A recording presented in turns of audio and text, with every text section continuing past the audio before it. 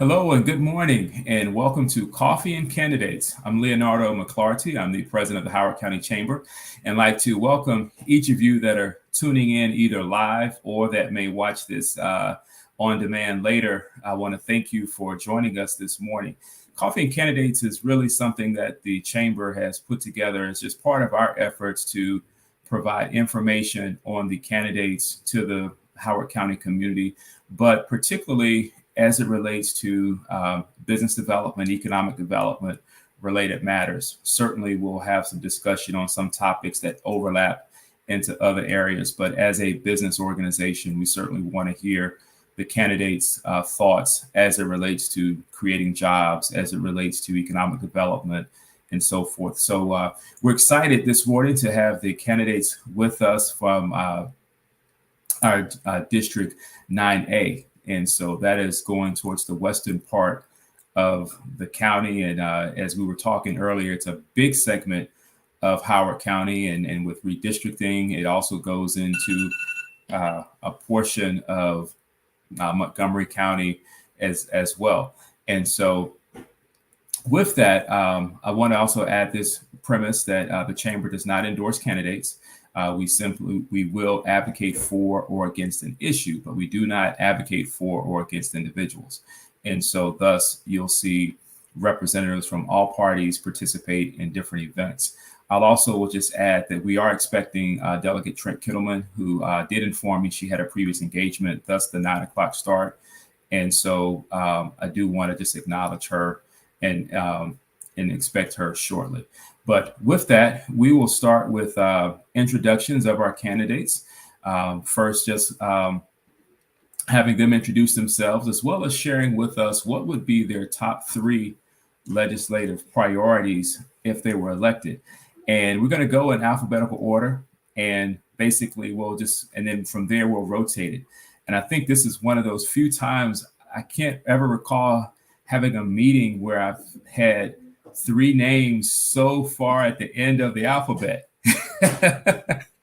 with a Ziegler, a Wu, and a Zing. That is something.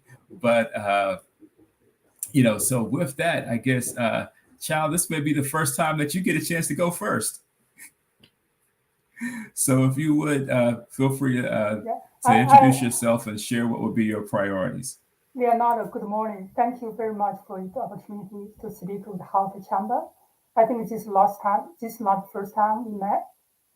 And my name is Chao. I'm a data scientist and with a PhD from electrical and computer engineering from University of Maryland.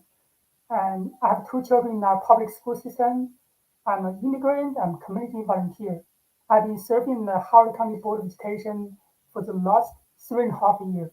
So the chair in 2021. I served on the audit committee and the county spending affordability committee and on the board of Maryland Association of Board of Education. I think my top 3 priorities, education. I know education because I've been on school board. I know what we're missing, what we need to work hard to find a solution. And I want to address those issues at the state level. I think I want to support teachers, students, and our family. Second, I would say I've witnessed not a well-planned development, which squeezes limited resources from our county. I want to present a solution from state level which can address this overdevelopment issue. And we should be able to find a balanced growth with consistent conservation of jobs, schools, roads, hospitals, fire stations, and many other infrastructure needs. An enhanced adequate public facility ordinance or APFO is needed. The third one, I would say transportation improvement and human health issues will be my third major concern. I will work to propose legislation for better transportation, a safe environment, and a safe drinking water for the public. Thank you. Thank you, Chow. And just want to welcome Delegate Kittleman. And I was just in the mix of sending you a private message, but I can say it publicly here. But Chow was our very first question. So we are just getting started. I did share with the group, as well as those tuning in, that you had a prior engagement and that you would be joining us, at any moment, which, you did. And so what we'll do from here is actually we'll go next to and we're going in alphabetical order. And so, Child, since we started with you, next we'll go to Natalie. And again, the question is just if you want to just introduce yourself and just share what would be your top three legislative priorities, should you be elected. And let me make sure. Hold on 1 second. I think you're still muted.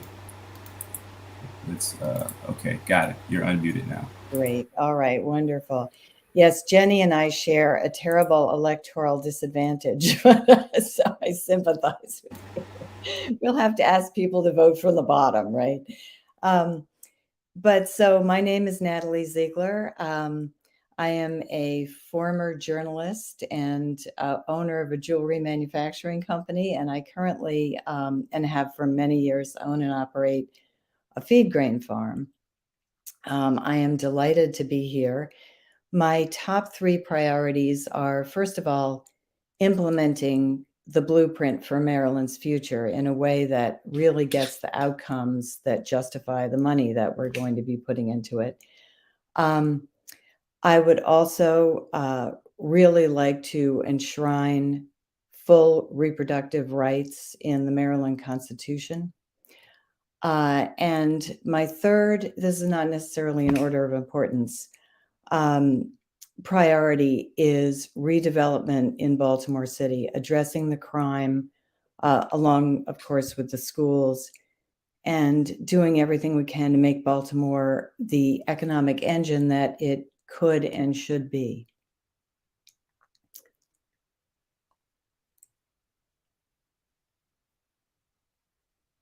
I'm sorry. So, okay. Okay. We're right at 1:30, and I'm sorry. I was got distracted for a second, but thank you. Next, this was right on time here. So next we'll have Jenny, who will share her thoughts. And again, it's going to be just again, Jenny, introducing yourself and what would be your three priorities. Hi, good morning. Thank you for this wonderful event. I'm Dr. Jenny Zheng. I came to the US 22 years ago for my PhD degree in astrophysics and to start a new life. My husband, Rui, and I raised two boys, Daniel and Ethan, here in Maryland. I believe it is my time to do all I can to make all of our American dreams shine even brighter. For me, the topmost priority is the first one is to improve our public safety. We need a tougher crime bills to combat rising crimes in Maryland. We should have tougher penalties for those repeated offenders, those who have illegal gun possession, and those who commit violent crimes. Second, fund our education system and provide incentives to teachers for their excellent jobs. We need a bill to improve accountability in our public education system and provide school choices to parents and students in falling schools. Third, help small businesses to revive the community economy. To thrive, we need a bill to lower taxes and reduce regulatory burdens for small businesses to make it easier and less costly to start and operate a small businesses in Maryland. Thank you. Thank you. And let's see here. Trent, can you hear us okay now? I can. I switched computers and I can hear you all fine. Excellent. Okay, good. Because, all right. So then I'm going to move the other one. Let's see here. Okay. All right. Excellent. So, Trent, the first question was we were just having people just, introduce themselves and to share what would be their top three legislative priorities. Thank you. I'm Delegate Trent Kittleman. I've been in the legislature for 8 years now, and my top priority is to stop the legislature from passing any number of bills that hurt small business and bills that hurt the economy and bills that handcuff the police. And that's not an easy task. We have been a super minority because they have a super majority. We can affect it around the edges. But my point in this campaign is, although people talk about parties not liking Democrats and Republicans, if you want to make a change, business community, you are going to have to elect Republicans. No matter how conservative a Democrat sounds, and there are some who sound wonderful, when they get to Annapolis, they vote with the progressives 98% of the time. And the leadership in the Democratic Party in the House has a very, very tight rein on all of their delegates, and they have the ability to punish their delegates if they don't go along. And I wish it weren't that way, but it is. And we've seen that happen over and over. If you don't believe me, look at the votes. Look at the votes, how many of them are all the Republicans on one side for the major votes and all the Democrats on the other. So my goal is to try and break that up so that Maryland does not continue to kill businesses. Thank you. And so we're going to come back to kind of talking about bipartisanship and so forth. And so we're going to start with this question with Natalie first. And that is, we've heard during your comments and introductions, all of you talk about, some of your priority areas. And so, of course, we've heard things about education. We've talked about public safety, taxes, business climate. And so this next question really gets into, as you see it, what are the top challenges facing the state and what solutions do you have to solve them? And so, Natalie, we'll go with you first.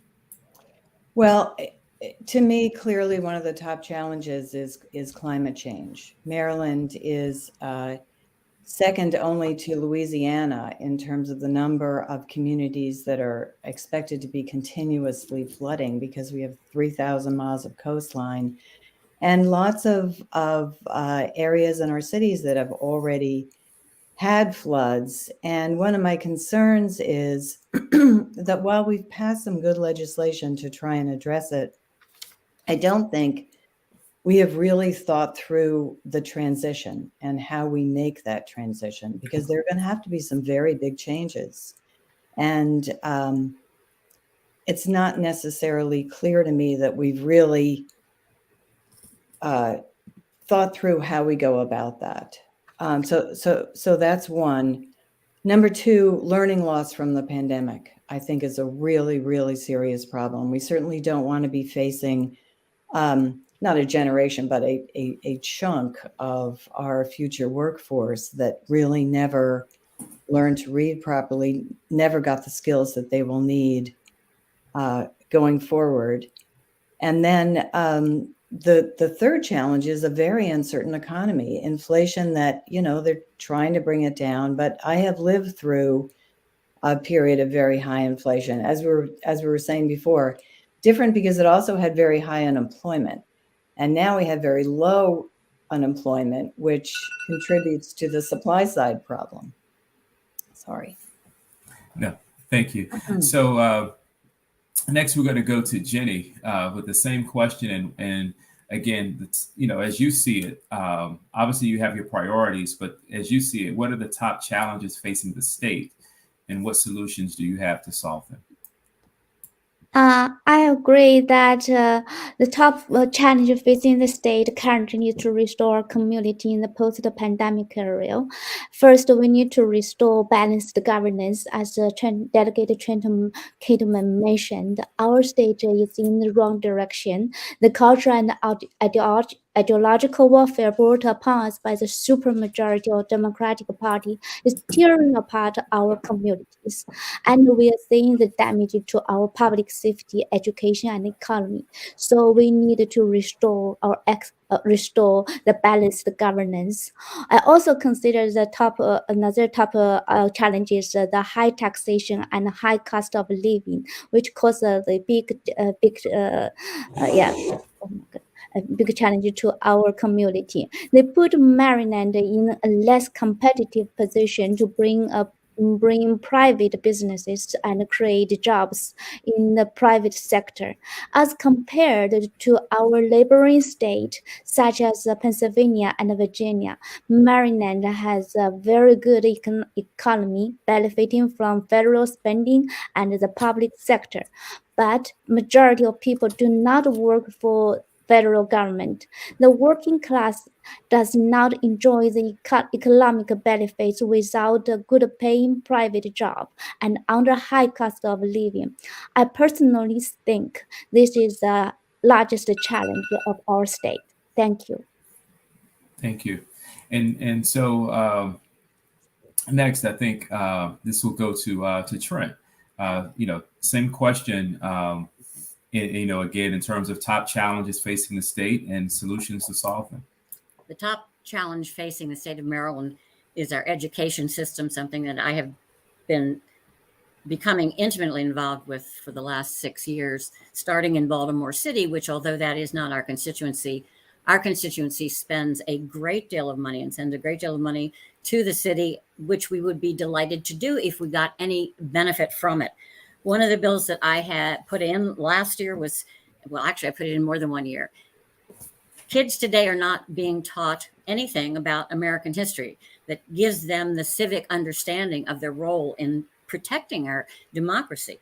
And several of us have tried over and over to get the legislature to pass a bill to have all of the students take and pass the same American history test that the immigrants must pass in order to get their citizenship. It's online. It's 100 short answer test. It would take very little money to have that as part of the curriculum, and yet they will not do it.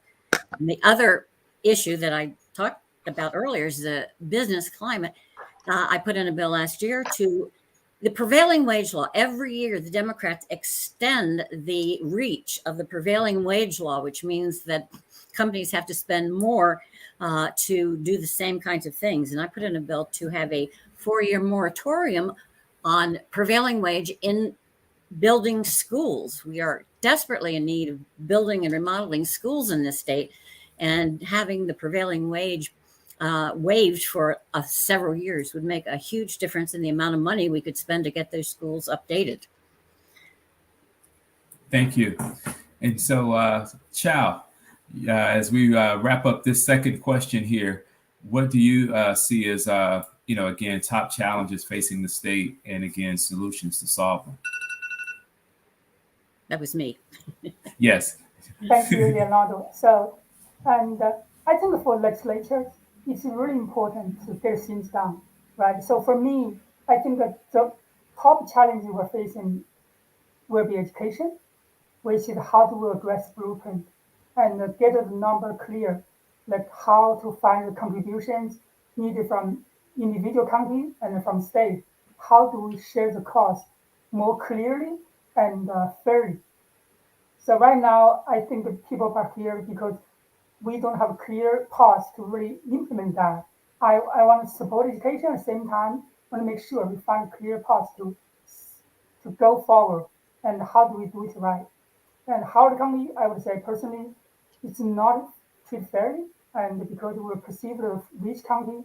However, our tax is one of the highest, our growth is the second highest, right? So our need is different, and every county's their needs different. Then how do we make things work? I think that takes some work. But the data scientist, I definitely have that background to get it working and make it work right. We should be able to maintain the best of our students, families, and our teachers. So better teacher compensation, and because of employee shortage, how do we really train more students to be future teachers? And even bus driver shortage are shaking the operation of our school operation. How do we deal with that, right? So I will focus on that side. Thank you. And so we're going to talk a little bit about competitiveness, and also I'm going to add a question in here related to education, just because I think with all of you, it's such a passion and perhaps in some ways similar, in other ways different. But first, talking about competitiveness, and we're going to start with Jenny on this question first. And so, because I think you may have referenced it as well, but and this gets into, I think you've touched on it, but I'm going to still ask the question and that is, how would you rate the state's competitive position in relationship to our neighboring states regarding attracting new employers and retaining and growing existing employers, and why? Yeah, as I just mentioned about the high taxation and high cost of living in Maryland, we have one of the highest taxes in the nation. So no matter how to increase the minimum wage, it is hard to attract new employees and retain and grow existing employers and employee, because the more they work, the more they have to pay tax. It is like socialism, which does not encourage and incentivize the hard work. Minimum wages, high taxes means the higher operating cost on less profits to private business. The businesses would rather move the investment to neighboring state from Maryland, such as Amazon chose Virginia. This is true because when Amazon made an investment to hire lots of employees in the DC area, they chose Virginia over Maryland because of lower taxes in Virginia. As a result, private sector jobs become less. The working class suffers from both higher taxes and less private sector jobs as a result. Thank you. Thank you. And Chow, I'm going to ask this question to you now, and that is, again, how would you rate the state's competitive position in relationship to our neighboring states regarding attracting new employers and retaining and growing existing employers? Leonardo, I think this is a great question. So definitely we should do more for Maryland. And we are not as competitive our neighboring state comparing Virginia. So definitely we should do more, especially the economy situation is changing. And especially there are a lot of high-tech companies, which it goes, for example, to Northern Virginia, right? And we're competing for everyday headquarters. And there are lots of stuff we can do more to attract more business to Maryland, to provide that support and provide that workforce. I think that Maryland has a lot of huge, strong workforce, which is highly educated. At the same time, we need to really provide that incentive, make sure high-tech business and other business come to Maryland. We need to support our farmers. We need to really provide that opportunity for them to grow and then become strong. And that's something I feel strong about. That. I think we should be able to do better. Thank you. And I just realized that I got out of order a little bit. I was actually supposed to go from Jenny to Trent. And so, trying to make sure that, whoever goes first, maybe goes last, that just keeps them so it's not the same order. But I actually kind of, I guess, mixed myself up a little bit. But we'll go back to you, Trent, and then it'll be on Natalie to be last on this question. But Trent, that is, when you look at the state's competitive position in our related to our neighboring states, how would you rate it, again, from a business attraction, business retention, expansion perspective? Don't worry, you're doing a great job. All right. The things that businesses care about are the tax structure and the regulatory structure of the state. And in both situations, we rate very poorly. In our district, I cannot tell you the number of our retirees who tell me they are leaving Maryland or are going to leave Maryland as soon as their children graduate from high school, and they do it. They're not just saying it; they're doing it. And it's very, very unfortunate. We have, according to studies, we are the worst place for people to retire to with respect to taxes. With respect to regulations, I don't know whether people can see this, but let me just put this up here. This is a list. Wait a minute. There we go. Of all of the laws that pertain to employee-employer interaction. They're regulated to death. And the bill we passed last time, the Family Medical Leave Insurance Program, is virtually identical to a program we already had in place. And when you have all of these things, wage and hour law, deployment leave law, parent leave act, emergency response leave, all those are leaves, and there are more of them. Wage and payment collection law, Healthy Retail Employees Act, workers' comp, Maryland Occupation Safety and MOSHA, unemployment compensation, Job Applicant Fairness Act, minimum wage laws, equal pay laws, hostile work environment laws, prevailing wage laws, etc. It's not good for business. Thank you, Trent and Natalie. In this case now, your turn. Same question in terms of just rating the state's competitive position. When you look at it compared to our neighboring states from a business attraction, retention, expansion perspective. It's clear that we have to do better. Obviously, you don't want to have a state that has, even if it's just perception and not reality, although I do think there is a lot of what's real there. You don't want to be in a position of being less competitive than your neighbors. And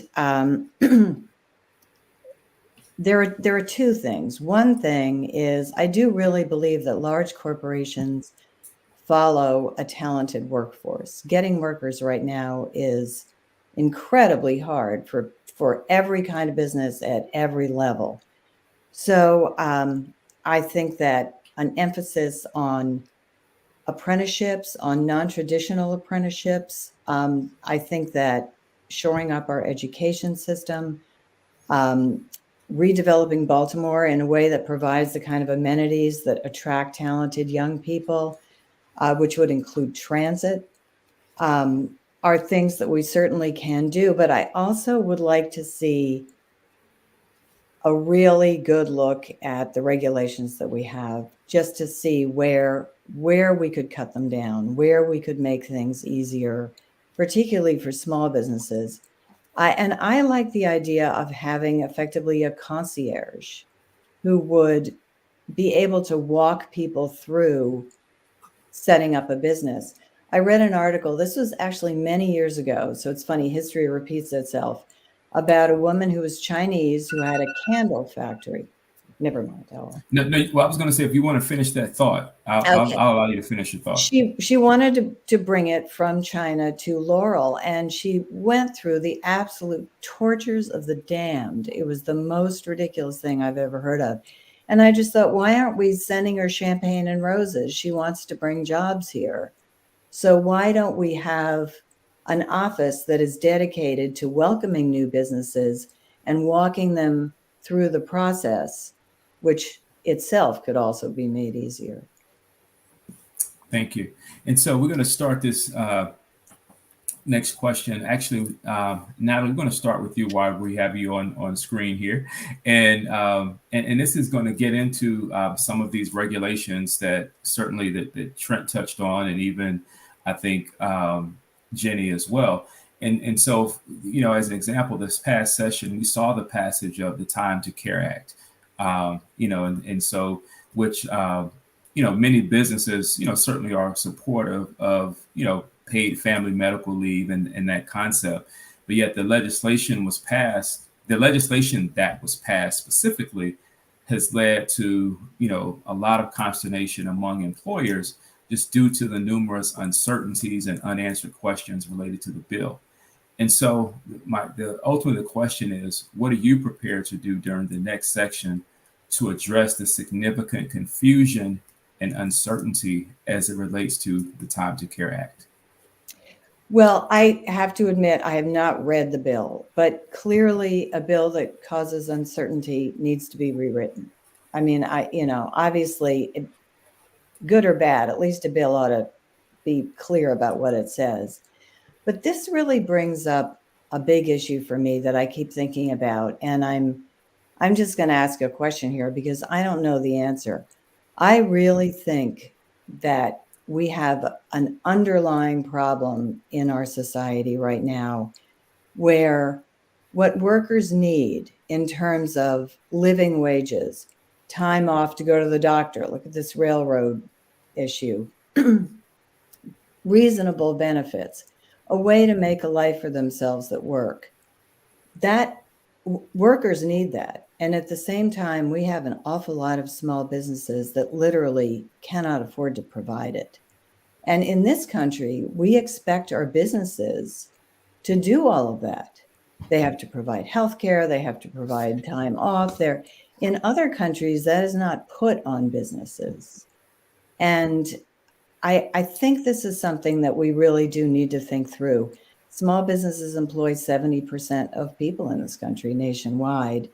And they're businesses that we all love and want. You know, I want to be able to go have a cup of coffee in a coffee shop.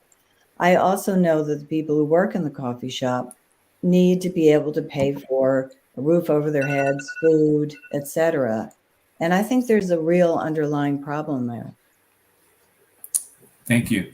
And so, Trent, you know, same question. Yeah, in terms of referencing time to the Time to Care Act and so forth. Yes, it needs fixing. Republicans always try to do that, and we are effective in committees, and we quite frequently get some of the more onerous provisions of a bill out before it's passed as a law.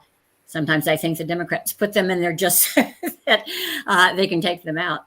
But it's still very, very onerous, and it's duplicative of what we already have. And Natalie's right, it is a problem, but it's certainly not one that can be cured by more programs. The list that I just showed you, all of the things she mentioned are addressed there, all requiring businesses to. It's hard for businesses to be aggressive in addressing the legislature because you have something to lose. But unless we get some real hard-hitting responses back and letting them know that this is not acceptable, not saying, well, let's fix it around the edges. We have got to start standing up to the legislature and saying no, because we're losing our small businesses. And I will tell you that the supermajority in the legislature does not understand small business. Chairman of the Economic Matters Committee one time said that he'd been constantly told by his small businesses that if you pass this, they will have to close. And he says, well, if they don't like it, then let them go someplace else. That's an attitude that is indicative of how our supermajority colleagues approach their small businesses. Thank you for your comments. And so now I think it's to you, Chow. Again, if you would, just share again, your preparation as it relates to addressing some of the confusion and uncertainty as relates to the Time to Care Act, or again, really what it is pertaining to paid family medical leave in Maryland. Sure. And I think since the Time to Care Act has been passed, right? And so even the governor vetoed and then legislature override that. I think that it had been effective June 1st, right, this year. So I would see what had been implemented, right, eventually, because the more substantial provision will take effect in next year. So we want to see what happens, right? And then because the Maryland Department of Labor will be charged with establishing regulations and to implement this and responsible for the enforcement. We want to hear from them directly what's been good, what's been bad, and what's the more detailed revision or implementation look like. For me, I'm supporting the content of this. We need to support family and who are in need, because workers is important to us. Their families are important to them, and we want to support them. And at the same time, how to implement the content, the bill, and then at the same time provide that supporting environment for our business will be critical. And both the legislators and the economic community should work together to find the way which is mutually beneficial to the Maryland. That's my approach to deal with this issue. Thank you. And I think, something that you mentioned, and I would certainly say, being that I interact with a number of employers, I think this is one of those things, I guess, just as a brief comment interjecting in here, is that it's, what happens a lot of times in legislative matters is you've got what I would say is the belief on one side, and then what's actually in the legislation itself on the other. And oftentimes, what you would probably find is if you talk to employers, business owners, managers, conceptually, they're not opposed to various things that are being discussed. The issue in the opposition comes into play when you look at the implementation, and when you look at the impact on business, and you look at in some instances even the confusion, and sometimes there's a desire, I'll just say, to get the ball moving, even if all of the kinks aren't worked out, and then you end up having to go back and fix something that many perhaps knew was somewhat flawed in the beginning, but out of a desire to keep moving forward, something gets passed. And so and so I think that's what creates some of the challenges. And I think, Natalie, something you touched on is, there are some things that systemically we have to take a look at. And obviously, with the scientists on the call, we know that sometimes it takes a while when you start really trying to get to the root cause of an issue, as opposed to really just staying above the surface. But we're going to, stay on track. And I think Jenny, same question, and that is just ultimately, what might you be prepared to do to address some of the confusion and uncertainty as it relates to the Time to Care Act? Okay. As we say from time to time, we have to make Maryland more business friendly to attract large corporations to move to Maryland to create more jobs and benefit the economy.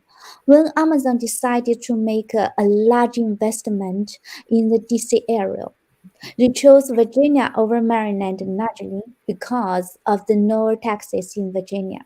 So we will have to lower taxes to make our state more competitive compared to our neighboring state. Secondly, we should make regulations less burdensome to the businesses. And finally, we may consider providing tax incentives to attract large corporations coming to Maryland to create jobs for Marylanders.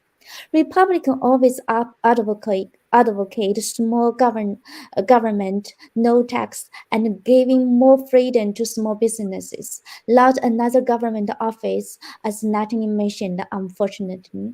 All our public servants should help support and promote our small businesses. Republican values means providing freedom, prosperity, and opportunity for all Americans. Thank you. Thank you. And so, we're going to go a little off script here, primarily as I had a comment that was expressed in the chat. And so, and each of you have touched on it on your own comments as it relates to education and workforce. And so we want to stay here for just a moment. And really, I'm going to ask a broad question. And that is just in terms of sharing your thoughts as to how you continue to fund, as well as, I guess, enhance Maryland's education system. Obviously, we've got the blueprint that is forthcoming. You've still got questions for some, at least as it relates to perhaps, do we address our construction and brick and mortar challenges by offering maybe more virtual options?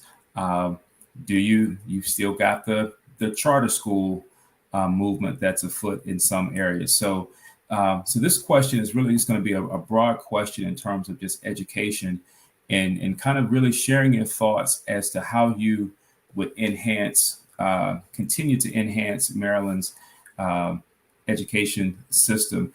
And so I think with this one, we will start first with you, Trent.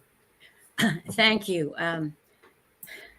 I could talk for hours on this particular topic. There is a serious issue. Maryland has The public schools via the teachers union have a monopoly on education. They did a good job. It wouldn't be quite so bad. But Montgomery County, Carroll County, Howard County, we all have pretty good schools. Hopefully they will stay that way. A great many people in the state do not. And the thing that the monopoly prevents, and that the teachers union is adamant about, is not ever having any money go to anything other than the public schools. We have a charter school law. It's the worst in the nation. We cannot attract the good companies, and the good companies produce an incredible value. If you read Thomas Sowell's book, Charter Schools and Their Enemies, you can, there's absolute data and facts showing how good charter schools can increase the learning ability dramatically for kids who are poor, or kids who have not had these advantages that others of us have. There are all kinds of ways to do this. And I think during the pandemic, parents saw that they had an advantage if they lived in Howard and they had a lot of money, because they could get their kids into a school. The equity issue boggles my mind. How can you possibly be in favor of equity when the people who live in lower income areas and whose kids go to failing schools cannot get their kids out of those schools? They don't have that choice, whereas those with higher incomes do. We have got to break up that resistance and get more opportunities for parents to direct the education of their kids. Thank you. And so, Chow? And actually, I don't see Chow. Yeah, I just noticed that. Okay, I'm not sure what happened. Okay, so Chow, I was going to ask you here the question as it relates to education and just sharing overall.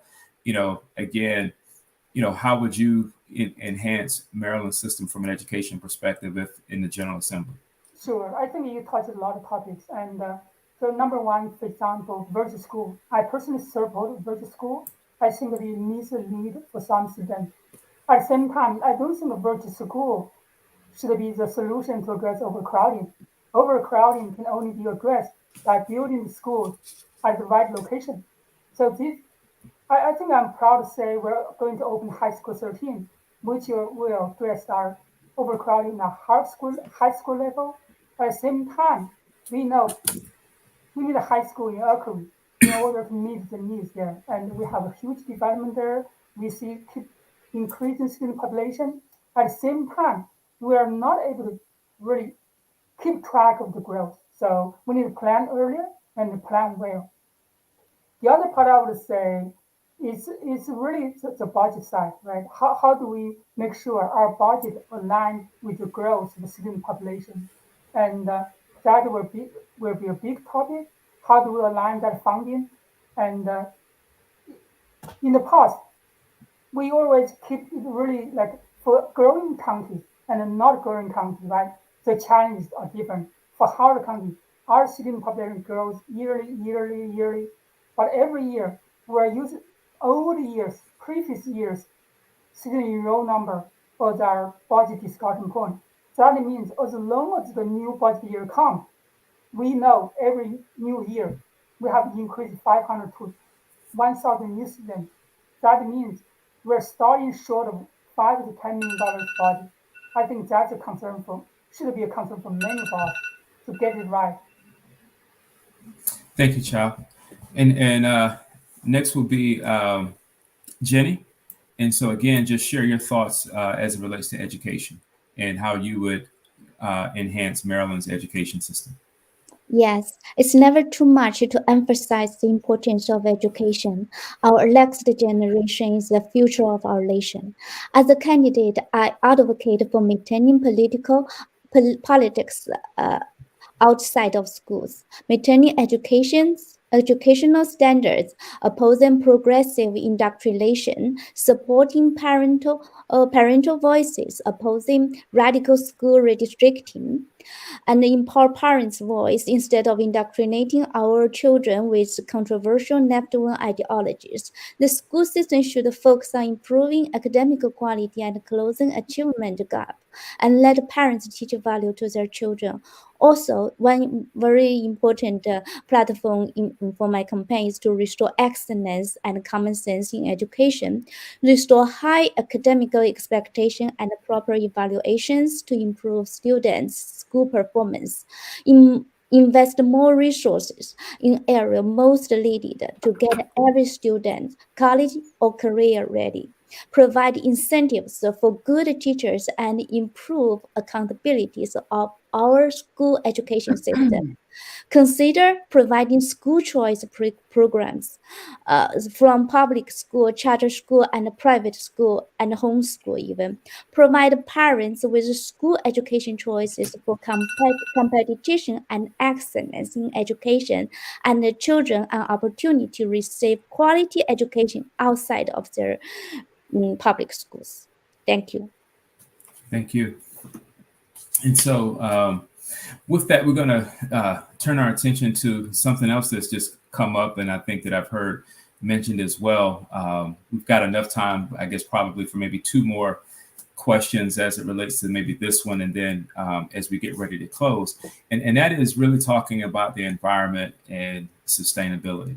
And so with that, well, I think we're back to starting with you, Chow, but just sharing overall your thoughts and maybe philosophy as it relates to dealing with, our environmental challenges, climate change, sustainability, and so forth. So, Chow, we'll start with you. Sure, thank you. I think that's a pressing issue we're facing. We need to deal with the climate change. We need to develop more alternative energy solutions to our green energy portfolio. For example, one discussion I think is missing in the public debate is nuclear energy. So I'm supporting nuclear energy. I think that should be part of our portfolio to combat the climate change. And the other point I would say is the transportation. And in order to provide job opportunities and to increase our social mobility, we really need to have fast, efficient, and safe highways for our commuters. And everybody knows DC area, the traffic is so bad. If we have less traffic jam, which means less air pollution, less fuel costs, and less mental pressure for our commuters, we really need to find a way to support accessible, affordable, and user-friendly public transportation for commuting. And I worked in DC before. I know how depressing to commute between DC and my home. So I think there should be a well-coordinated effort among Maryland, DC, and Virginia. We should start as soon as possible to address those short-term needs and long-term needs. And with consideration of the technology advancement, for example, autonomous driving, how do we incorporate the technology we have now or future technology like AI supported driver, auto car? And that's something we should put it in our mindset and put that in our really legislation to how to make it right. I think if we miss this opportunity, we will miss a really milestone to address that need in order to decrease the use of fossil fuel to reduce the emission and support a green initiative we're going to support. Thank you, Thank Chow. You're welcome. And so it's now for you, Jenny. And again, just sharing your thoughts on, environmental policy, sustainability, and climate change. Just share what your, again, your thoughts as it relates to environmental policy. Yes, sure. Actually, my husband is is a PhD meteorologist, and he's working for National Center for Environmental Prediction. And my elder son is studying at the University of Maryland Environment Department of Environment Science. Both of them told us there is definitely evidence shows the climate is getting warmer. Even it is 0.8 degrees in 100 years, but it's huge. We should invest in clean energies and reduce carbon emissions to combat climate change. We have to do this for the future of our children. However, we also must balance new energy initiatives which ensure energy independence for national security and economic development, which is happening to the world with the global inflation and high energy prices, and what is happening to Europe and with energy crisis reinforced the importance of a balanced approach to address environmental issues. This requires a balanced approach to our energy policies. Biden government wants to limit or eventually kill the oil and gas industry, following the steps of Europe. That's not right. In April, I had the meeting for future farmer in Maryland, in Central Maryland. So I gave some talk about the hydrogen fuel cell, which will help our farm agriculture, yes, technology. Thank you. Thank you, Jenny. And so, same question to you, Natalie. Again, thoughts as it relates to environmental policy, sustainability, and climate change. Well, it's one of those things that it's absolutely critical, and it's very, very difficult because one thing I think we really, really have to avoid is scapegoating particular groups of people, states that produce coal. We have to understand that we all made this mess, and we are all going to have to clean it up together. I think it's really an area where, thank God, we have taxes and a government, because that is going to have to be the answer. We're going to have to transition. There will be things that will be painful, and it's something that we're all going to have to accept together, without blaming and putting particular industries into impossible situations. I do think we have to get rid of the oil and gas industry eventually. And frankly, Europe wouldn't be in this situation if they had renewable energy. They are, dependent on Russian oil. And obviously you can't change these things overnight. And that is another thing that really bothers me, that I feel that no one in the world, this is not just America, has really thought through how we make that transition. We all know we need to get there. And we haven't really taken a good hard look at what it's going to take to get us there. If we're all driving electric cars, we're going to need to produce a lot more electricity. So, that's one of those things that we need to deal with. We need more honest conversations about almost everything. And we'll wrap this question up with you, Trip. Yeah, this is certainly a huge issue. And I have three thoughts that I'd like to share. First is one of the. Sure, I understand. I'm sorry, my watch thinks I want something. First, I love that. we need, and I have a cat who wants to participate too. We need to acknowledge how far we've come. We never do. We always act as though we haven't done anything. And Maryland and the country has come very, very far in cleaning up the environment. Mm-hmm. The second thing is the issue that bothers me is creating this crisis where they say we have to do all of these things that have such a negative effect on us and the people who are here right now. You cannot go to no fossil fuels yet. You look at Europe and see what's happening there when they've gone farther than we have in limiting oil and gas. During the hearings on bills, one of the testimonies that Mid-Atlantic Pipe Trades Association testified against the bill. And here's what they said. They said, before you end fossil fuels and stop installing infrastructure in new construction and remodels, build more of this renewable infrastructure. Otherwise, you put grid stability in danger. Currently, the infrastructure doesn't exist for renewable energy to replace fossil fuels without nuclear added as a renewable. And that's my third point, which is you do hear some of the extremists saying the world is going to end in 10, 12 years. And then when that goes, it's going to end in the next 10, 12 years.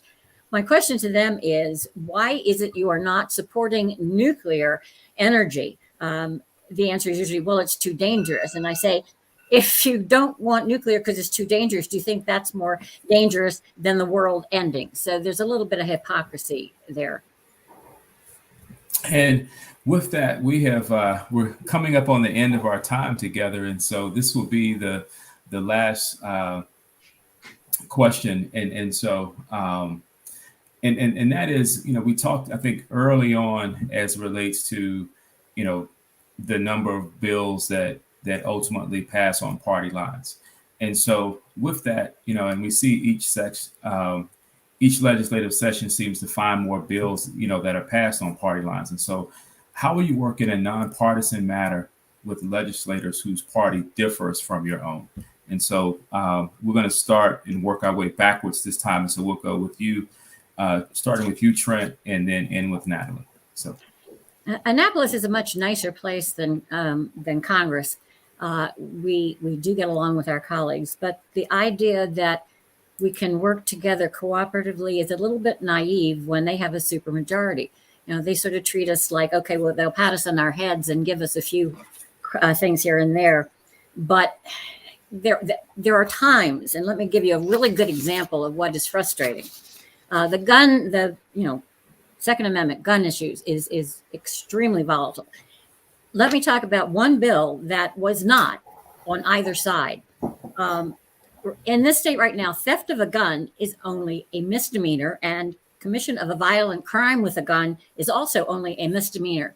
There was a bill in to make them felonies, and we did work with the other side. In fact, the Senate passed that bill, but the House did not. It's very difficult to find something where you can get cooperation, and those two features, making it a felony to steal a gun or to commit a violent crime with a gun, to make them felonies seems to me something that there is no argument against. And yet we could not get our colleagues in the House to agree to it. So we try. And I will tell you, one of the most, if you ever want to hear great debate, you should come down to Annapolis. Our caucus has some of the really, really great debaters and speakers. And what they say in the chamber is not, it's not the kind of short pundit kind of comments. They make arguments that I know the other side understands, but it takes a very long time to get through. And as long as the leadership of the House maintains an iron fist on all of their delegates, we're not going to get anywhere. Thank you. And Chow? Okay, I think this is a great question. So in order to work in a non-partisan way, I think the importance we need to be both pragmatic to examine what the situation we're facing and what the I'm sorry, you're fine. That was from Trent. What's the exact situation we're facing? What's the possible solution? I think it will depend on every delegate, right? Every legislator to come with their idea. So the good idea will flow, right? We're right to talk and then come together, say, okay, how can we address the problem step by step? Sometimes I'm very afraid to overhaul a big change. Instead, I would say incremental changes sometimes is easier to manage and it's better to be legislated, right? So I really hope everybody come together to bring the best to the table and have an honest discussion, not just pinpoint others, pointing finger to others or scapegoating others. Instead, bring the best idea to the table, have an honest discussion, see what we can do step by step, and eventually address the issue to meet the needs for our Marylanders. That's what I was going to do. I think everybody should do it that way. That will help to bring the gap between different parties. Thank you. Thank you. And next, Jenny. Oh, I'm sorry. Hold on one second, Jenny. You were muted. One let's see here. I guess if you could I guess maybe you have to do it. There you go. Yeah, okay. You're fine. Go ahead. Working in a nonpartisan manner is what is needed in Maryland. But it is unlikely to occur until we change the supermajority representation of General Assembly. The beauty of democracy is check and balance. Without it, it is meaningless to say democracy. Even our supermajority Democratic representative always say they're moderate, but just ignore only. If you watch the forum hosted by COPA and FEI last Saturday, between Delegate Reid Novotny and Senator Katie Hester, you will realize it. This is one of the reasons why I'm running for state delegate to have more balanced governance in Maryland. Even I had a door knocking, even hard Democrats told me, your Republican has to have to work harder to bring back the balanced governance in Maryland. Vote for me, vote for the Republicans so that we have more balanced governance in Maryland. And common sense and programmatic them can triumph over ideology and extremism. Thank you. Thank you. And let's see here. Hey, Natalie? Well, there's no question that the partisan divide is incredibly discouraging, I think, to voters in general. I think that it's turned people off of politics. There are some people who enjoy that sort of angry way of talking to each other and way of thinking. But first of all, I really think that it prevents us from finding solutions to problems. You just get your mind running in these channels that have been laid down with partisan ideology. And it's a terrible way to think about things. It's a terrible way to interact with each other. Maybe we need some more rebellious delegates who are unwilling to necessarily follow what their party is dictating. And we need to find opportunities for more inter-party socializing and real debate that is out of the spotlight, where people can honestly exchange their views, not in terms of their party's line, but to really take a look at problems that we agree we want to solve and talk about different approaches to how we go about doing that. Excellent. Well, I want to thank all of you for taking time to join me this morning for discussion of issues, and so we've gone over a little bit, and so I want to thank you for being able to stay on. I did have a question that was in the chat that this person wants to hear from you all. So if you have just another minute, I'm going to just give this question, and if you have just a few seconds, don't feel like you need to take the full minute and a half or whatever, but just as a courtesy to someone that's watching. And this gets back on the environmental side, and in particular, I guess their question is really more so individually, what can they do about what would you recommend an individual do about climate change, and what is within the possibilities of an individual? And so, Natalie, since we ended with you, I'm going to start first with you, and just quickly, we're just going to run through this question. And I know we've gone over, but thank you all for being able to indulge just for just a couple minutes more.